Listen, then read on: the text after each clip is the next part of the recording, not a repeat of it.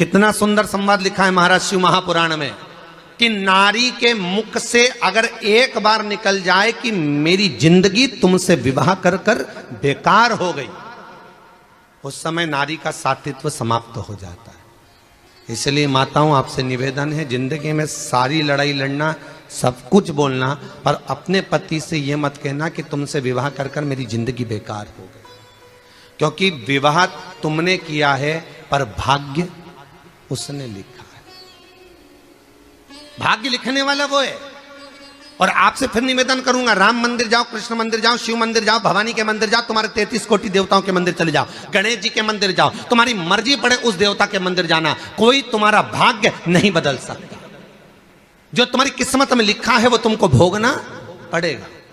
तो बदलेगा कौन? तो उसका भी प्रमाण हमारे यहां शिव महापुराण कहती है। एक पारो नाम की विधवा स्त्री थी।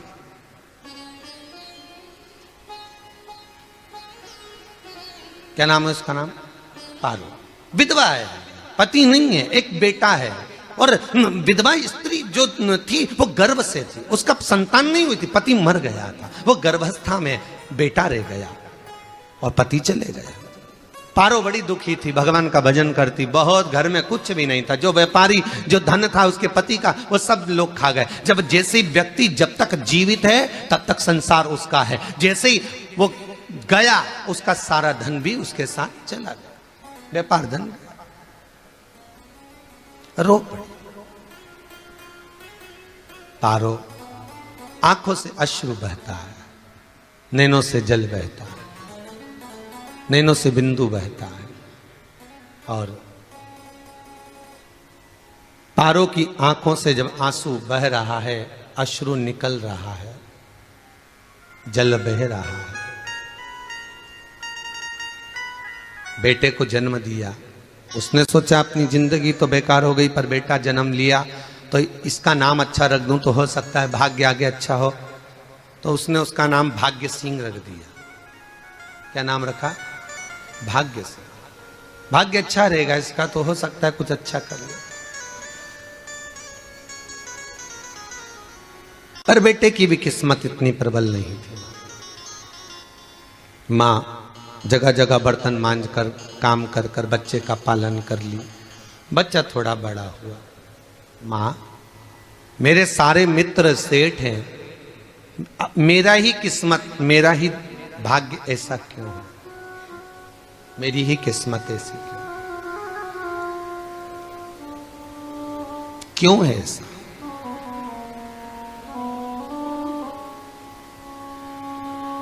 मां मेरी किस्मत में इतना दुख क्यों लिखा है? मां भोजन तक हमको समय पर नहीं मिलता, हमारा भाग्य ऐसा क्यों है? मां हमारी किस्मत ऐसी क्यों है? मां कहती है बेटा जो ललाट पर लिखा उसे कौन टाल सका। मां बच्चों को समझाती है, मां बच्चों को कहती है, धीरे धीरे समय निकलता है।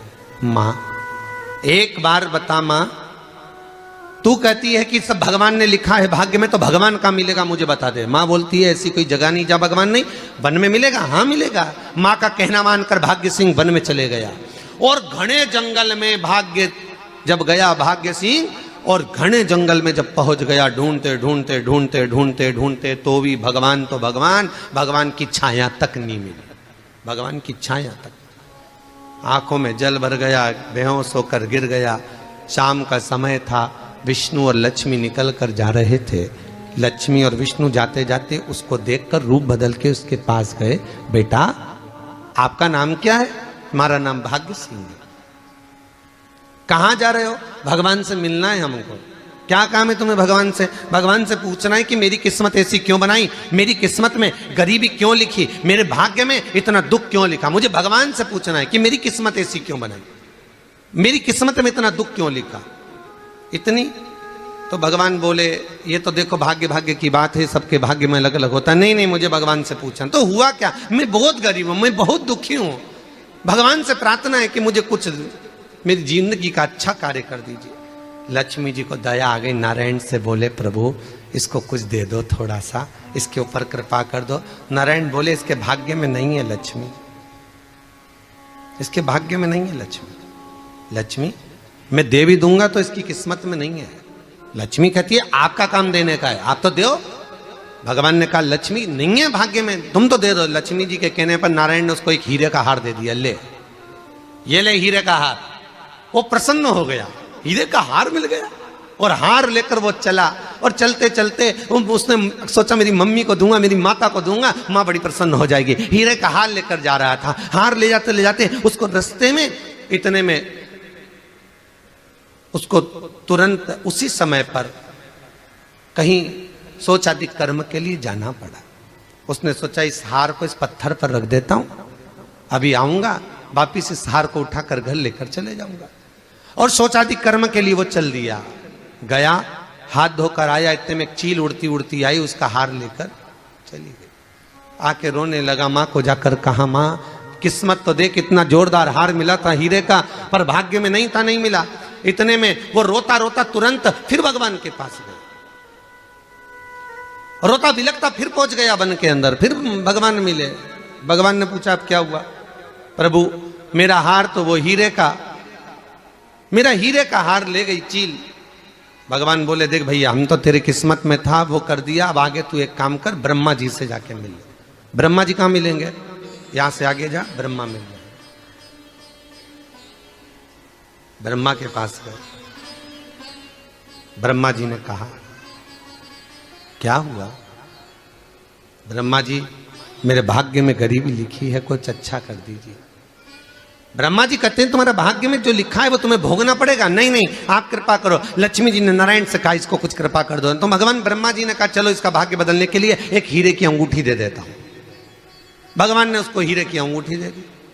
अब हीरे की अंगूठी दी, फिर वो लेकर चला। इतना खुश था, अब मुझे हीरे की अंगूठी मिल गई, अब मुझे हीरे की अंगूठी मिल गई। इतना प्रसन्न होकर जा रहा था, इतने में इसको लग गई प्यास। इसने सोचा पानी पी लूं। पानी पीने के लिए इसने मुंह को करा नीचे, जेब में रखी थी अंगूठी, वो पानी में लुढ़क गई। लुढ़कते से एक मछली निगल गई, अंगूठी भी हाथ से। देखिए कोई कितना भी साथ दे दे, पर भाग्य में अगर सुख लिखा होगा तो वो अपने आप मिलेगा, नहीं। फिर आया, फिर मां से कहा मां ऐसा हो गया। मां ने कहा चल जाने दे, तू रोज रोज बहाना बना के चले जाता है, दिन भर इधर उधर घूमता रहता है, शाम को आता है और बहाने बना के कहाँ की स्टोरी सुनाता रहता है, ना जाने कहाँ की कहानियां सुनाता रहता है। चल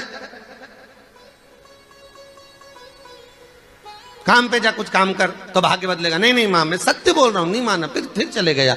नारायण ने कहा एक काम करो, अब तुम शंकर जी के पास जाओ। शिव जी के पास गए। भोलेनाथ जी ने उसको हीरे की पोटली दे दी। वो हीरे की पोटली ले जाकर अब की बार सोचा कहीं रुकूंगा ही नहीं, सीधे घर गया। मम्मी को याद करा, माँ नहीं थी। उसने एक लोटे के अंदर हीरे रख दिए। मैं माता को ढूंढ के आता हूँ। माँ को ढूंढने गए, इसमें चोर घुस गए घर के अंदर, लोटा ही ले गए। फिर आके देखा, फिर माँ ने कहा, फिर बहाने बनाया तूने, फिर स्टोरी सुने, फिर कहानी सुने तूने। माँ मैं सत्य कह रहा हूं, सत्य कह रहा हूं। आखिरी में हार गया। फिर भगवान विष्णु और ब्रह्मा ने एक ही बात कही, तू शंकर के मंदिर की चौखट पर जा। वहां क्या करना पड़ेगा मुझे? कुछ मत करना, केवल उसकी चौखट पर जाकर उसका दीदार करना, उसका दर्शन करना। उससे क्या होगा?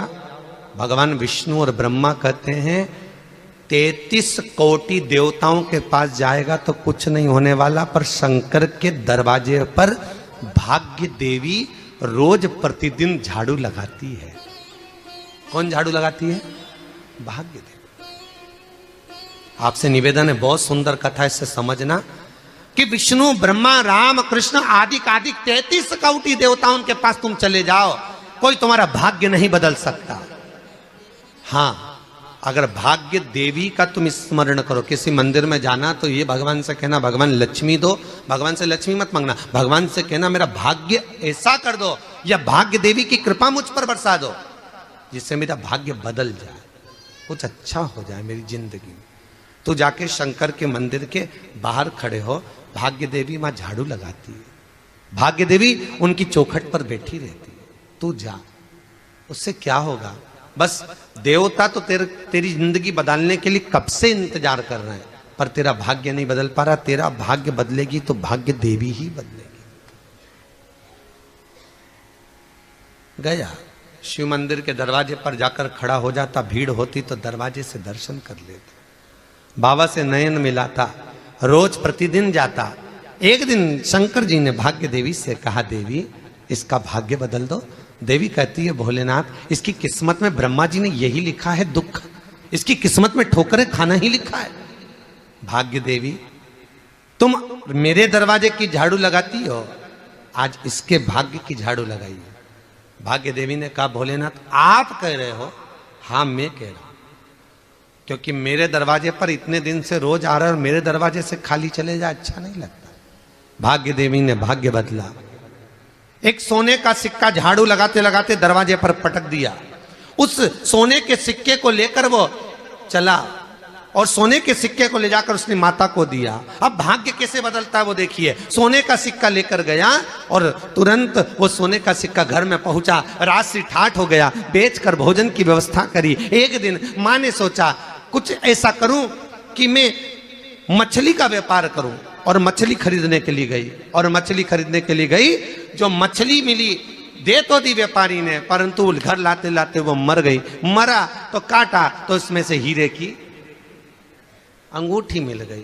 अंगूठी तो मिली, इतने में माँ ने कहा, देखो भगवान ने बड़ी कृपा करी, हीरे की अंगूठी मिली। बेटे ने कहा, ये मेरी ही अंगूठी है। मछली निगल गई थी। माँ ने कहा, बेटा जाओ, थोड़ा आज ब्राह्मण भोजन करने आएंगे, थोड़ी लकड़ी काट कर लिया। बेटा लकड़ी काटने गया, एक पेड़ पर, सूखे पेड़ पर चढ़ा लकड़ी काटने के लिए। काटते काटते उसको पेड़ की डाली पे एक हार टंगा हुआ दिख गया। वो हार वही था जो हीरे का चील लेकर गई थी।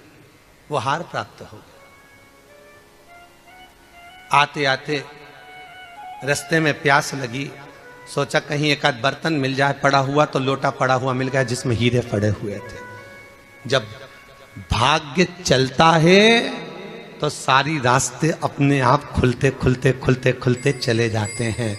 जब भाग्य नहीं चलता तो चाहे कोई हीरा दे दे, चाहे कोई सोना चांदी दे दे, चाहे कोई फैक्ट्री खुलवा के दे दे, तो भी कुछ दिन में ठप्प हो जाए। भाग्य चलेगा तो धन आएगा, भाग्य नहीं होगा नहीं। तो फिर कुछ मत करो। क्या करना है बोलो तो? जब भाग्य अगर दिक्कत दे तो कहीं जाने की जरूरत नहीं है। एक ही काम करना है, शंकर के दरवाजे पर जाकर उसका दीदार करना।